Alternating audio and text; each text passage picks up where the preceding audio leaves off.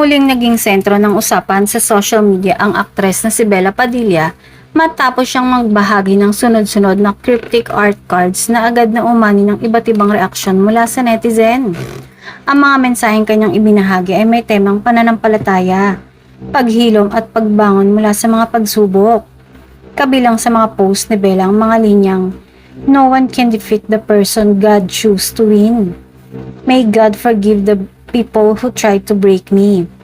At I'm proud of you for living. You made the right choice." Nagbahagi rin siya ng mga mensaheng tumutukoy sa pag-iwas sa drama at paggawa ng mabuti sa kapwa. Dahil sa timing ng kanyang mga post, hindi na iwasang magkaroon ng iba't ibang interpretasyon ng mga netizens. Marami ang nag-ugnay dito sa matagal ng usap-usapang umano'y pagkakaroon ng tampuhan sa pagitan niya at ng kanyang matalik na kaibigang si Kim Chiu. Nagsimula ang mga espekulasyon ng mapansin ng ilang fans ang kawalan ng dating madalas na social media interactions ng dalawa. Lalo pa itong napag-usapan matapos ang naging guesting ni Bella sa isang talk show kung saan nabanggit niya ang tungkol sa egg freezing procedure ni Kim.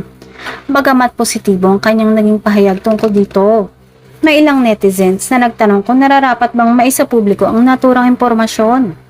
Samantala, nadagdagan pang mga usap-usapan dahil sa mga hindi verified na ulat na nag-uugnay kay Bella sa umano'y mga issue sa likod ng production ng kanyang kasalukuyang proyekto na Blood vs. Duty. Ayon sa mga kumakalat na chismis online, may ilan umanong production personnel na nahirapang makatrabaho ang aktres bagamat wala pang opisyal na pahayag mula sa kampo ni Bella o ng production hinggil dito.